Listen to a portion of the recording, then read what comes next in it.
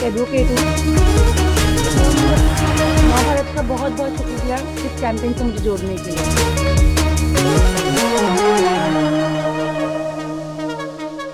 नमस्कार दोस्तों, मैं दीपक पांडे नौभारत में आपका स्वागत करता हूं। जैसा कि आप जानते हैं, हम सुपर वुमेन कैंपेन रन कर रहे हैं। आज की हमारी मेहमान है फराह चौधरी, जो कि एक एक्टर है, मॉडल है, एक इन्फ्लुएंसर है, एक एंटरप्रेन्योर है। तो आइए जानते हैं क्या कुछ कहानी है, उनकी कहानी उन्हीं की जुबानी से। फराह, नवभारत के सुपर वुमेन कैंपेन में आपका बहुत बहुत स्वागत है। Thank you. कैसी रही आपकी जर्नी? एक जैसा कि मैंने शुरुआत में ही बताया, आप एक्टर भी हैं और एक इन्फ्लुएंसर है, एक एंटरप्रेन्योर है, तो ये सब करना आसान नहीं है। राइट। तो कैसी रही आपकी जर्नी? जर्नी तो काफी टफ थी। लाइक पढ़ाई करते करते जॉब भी कर लिया, स्टडीज भी कर ली। सो इन द बिगनिंग मैं खुद मतलब मैंने अपनी पढ़ाई का almost after my 12th HSC exams मैंने फिर अपनी पढ़ाई का सारा खर्चा till my LLB I did it खुद से किया है मैंने। एंड उसी वक्त पे लाइक मैंने फिर अपना बिजनेस भी स्टार्ट कर लिया था। देन जैसे कोई एक्टिंग का आ जाता था तो वो भी कर लेते थे। मतलब ना नहीं कहते थे किसी चीज को। मतलब ऐसा था जी, वर्क शुड गो ऑन, करते रहना चाहिए। जब मौके मिलते तो छोड़ा नहीं जाता उसे। वाकई मुझे लगता है कि सही मौके का सही फायदा आपने उठाया, शायद इसीलिए इस मुकाम पर पहुंची हैं। तो ये तो रहा मौके का, लेकिन कोई बचपन से किसी चीज का शौक रहा है कि नहीं, मुझे ये प्रोफेशन चूज करना है? जैसे कि बाय प्रोफेशन आप एडवोकेट हैं, तो हम्म। बचपन में ये दिमाग में ख्याल में था कि मुझे आगे चल के वकील बनना है? नहीं, बचपन में मुझे डॉक्टर बनना था। एंड समहाउ पता है यहाँ पे हमारे बोर्ड्स के परसेंटेज के ऊपर काफी डिपेंड करता है एडमिशंस। जी, सो उस वक्त मेरे पेरेंट्स मुंबई में नहीं थे जब मैंने अपना SSC क्लियर किया था। एंड मुझे ज़्यादा कॉलेजेस की नॉलेज नहीं थी। मतलब काफ़ी अच्छा परसेंटेज स्कोर करने के बावजूद भी मतलब मुझे हार्डली गिने के चुने ना स्कूल के आसपास के 4-5 कॉलेजेस पता थे। मैंने उसी में फॉर्म भरा था और लाइक मैं नहीं कर पाई फिर उसे। तो मैंने सोचा कि यार अगर डॉक्टर नहीं बन सकते तो कुछ और क्यों नहीं, मतलब एक लेवल होना चाहिए आपकी डिग्री का, कुछ मतलब होना चाहिए। जी, तो मैंने सोचा कि लॉ कर लेते, वो भी काफ़ी अच्छी डिग्री है एंड काफ़ी अच्छा डिग्निटी वाला प्रोफेशन है। Of course.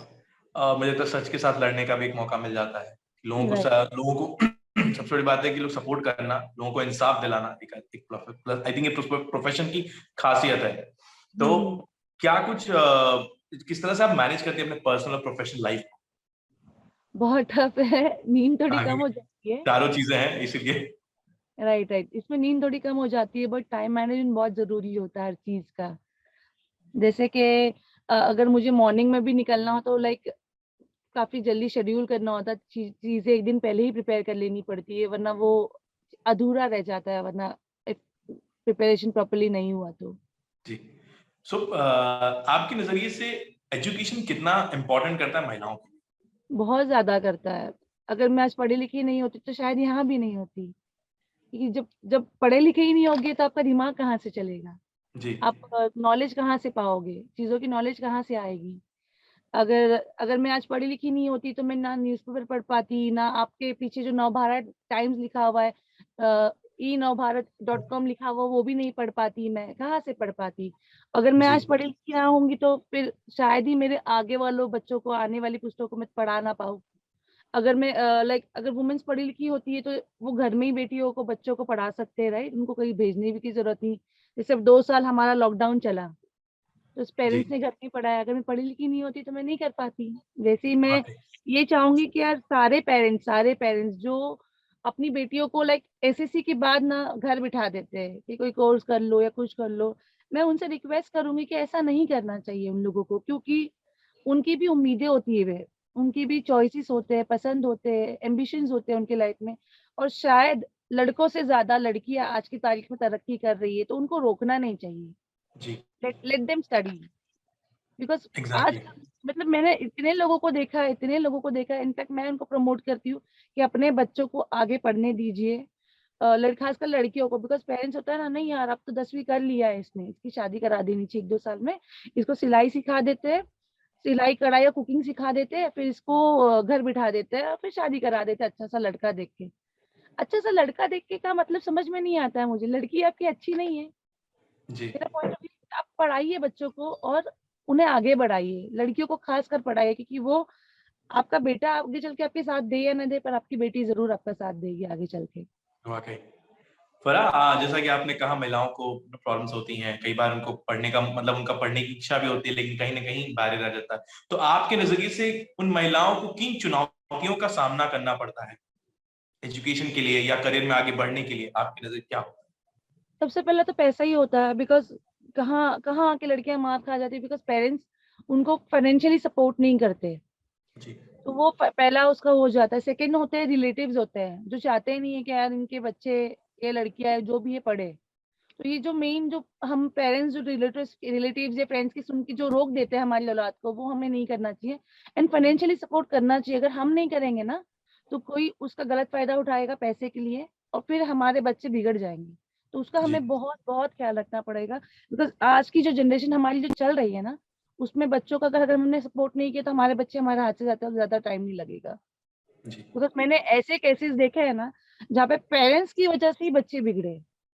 बच्चे लाइक बच्चों ने गलत काम किया है पेरेंट्स की गलतियों की वजह से। तो हम इसमें किसी बाहर वालों को दोष नहीं दे सकते, जब तक कि हम हमारे बच्चों को सपोर्ट नहीं करेंगे जी। फाइनेंशियली, फिजिकली, मेंटली, उनके साथ नहीं रहेंगे, तो फिर हम कुछ नहीं कर पाएंगे आगे चल के, अगर उसका कुछ भी नेगेटिव फीडबैक आता है हमारे बच्चों पे। तो फरा, आपने चैलेंज की बात की, तो ये जो एनर्जी आती है कहाँ से आती, कौन है आपकी प्रेरणा है? मेरी प्रेरणा तो मेरे पेरेंट्स हैं, बिकॉज हर मोमेंट पे मेरे चाचा, मेरे पापा, मेरी मम्मी मेरे साथ रहे, मेरे भाई, लाइक मेरी जो फैमिली है ना, वो मेरे बैकबोन है। उन्होंने हर कदम पे मुझे सपोर्ट किया। अगर मुझे आधी रात को उनकी जरूरत होती है ना, मुझे कॉल करना होता है कि भाई आई एम स्टक हियर, तो मेरा भाई वो 15 मिनट में वो 1 घंटे का डेस्टिनेशन कवर करके आ जाता है। ऐसे मेरे पापा है, मम्मी है, लाइक फैमिली का मैंने जैसे कहा ना, सपोर्ट होना बहुत जरूरी है। बिना सपोर्ट के आप आगे नहीं बढ़ सकते हो।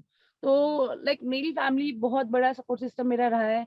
बचपन से मैं लाइक, मेरे कोई फ्रेंड्स नहीं रहे बचपन से, मेरे चाचा ही मेरे दोस्त थे, मेरे पापा मम्मी मेरे दोस्त थे, मतलब हमारे, और मेरे सिबलिंग्स ही मेरे दोस्त थे। लाइक फैमिली जो है मेरा बहुत बड़ा सपोर्ट सिस्टम है। और अभी मेरी बेटी जो है, she keeps on promoting me, you know. ये जो आज का भी जी, इंटरव्यू था ना, आई वाज मैंने अबाउट टू इंस्टाग्राम पे देखा था। जी। I was about to postpone it. She was like, अरे मम्मा कर लो ना, आधे घंटे की बात है, तुम तो कर सकते हो। मतलब इतना मोटिवेशन देती है वो मुझे, इतनी छोटी रह के, ट्रस्ट मी, उसके बिना तो लाइफ अब इम्पॉसिबल है। Like she is my motivation at this moment, including my family members. Great है। जैसे आपने बेटी की बात की, तो बेटी को लेके क्या कुछ रहा है, मतलब अपनी बेटी को आगे क्या बनाना चाहती हैं, इस तरह से माइंड रखा है या फिक्स है कि नहीं मुझे यही बनाना है? हाँ ना ना, उसको उसे तो एस्ट्रोनॉट ही बनना है, उसने कहा है। पर अगर आई होप वैसा हमारा इंडिया की स्टडी सिस्टम वैसा रहा और मैं उस लेवल तक कर पाई, तो शायद मैं वो बना सकूं। बिकॉज जिस तरीके से हमारा स्टडी सिस्टम चल रहा है, तो जी। मैं उसको कुछ कह नहीं कहूँगी, लेकिन I try my level best to complete her dreams. And in acting, like she have got a one shoot in Dubai earlier when we were in Dubai. So उसके बाद जी। Say when we came back, she, उसको movie करनी थी, तो हमने एक Yash Raj production की मूवी भी की थी, पर वो समहाउ 1 हफ्ते में थिएटर से निकल गई थी। देन अब चलता जी। रहता है, करते रहती है। हर लास्ट शो, उसका लास्ट शो था छोटी सरदारनी, तो वो काफी ओह। एक्टिंग को लेके। मतलब माँ की तरह बेटी भी एक्टिंग में इंटरेस्ट है। हाँ हाँ हाँ, मुझसे कह ज्यादा ही सकते है हैं इनफैक्ट तो। तो। हो सकता है क्योंकि अगर माँ इतनी मोटिवेटेड है कि इंथुसियास्टिक है, तो ऑफ कोर्स डॉटर पे असर पड़ता है। यही चीज आई थिंक, जैसा कि आपने कहा, जनरेशन से मिलता है। ऑफ कोर्स पेरेंट्स का सपोर्ट होना बहुत मैटर करता है, and which I think best example you have given. So क्या संदेश आप इस कैंपेन के जरिए नवभारत के दर्शकों को देना चाहेंगे? नवभारत के दर्शकों को यही कहना चाहूंगी, वुमेन्स को सपोर्ट करो, अपनी घर की औरतों को उनका साथ दो, फिजिकली, मेंटली, इमोशनली, फाइनेंशियली। एक एक लेवल होता है इमोशंस का, जहाँ पे ना घर वालों के अलावा कोई वो इमोशंस कवर नहीं कर पाता है। जैसे वाइफ हो गई तो हस्बैंड हस्बैंड का सपोर्ट चाहिए होता है, भाई को बहन का, लाइक पापा को, लाइक पेरेंट्स का बच्चों का। लाइक हर लड़कियों को सपोर्ट किया जाए, बिकॉज उनको ना तरह तरह के लेवल से गुजरना पड़ता है लाइफ में, ups and down, like in terms of physically, हर चीज का। तो मैं ये रिक्वेस्ट करूंगी, जहां जरूरत पड़े आपकी घर की बेटी को, बहू को, प्लीज उन्हें हेल्प करिए, सपोर्ट करिए। आप उन पे भरोसा नहीं करेंगे, आप सपोर्ट नहीं करेंगे, तो दुनिया नहीं करेगी उन पे। Okay. सो फरा, बहुत-बहुत शुक्रिया हमारे इस कैंपेन से जुड़ने के लिए, और आपके आने वाले करियर या आपके फ्यूचर के लिए ढेर सारी शुभकामनाएँ हमारी ओर से। Thank you so much.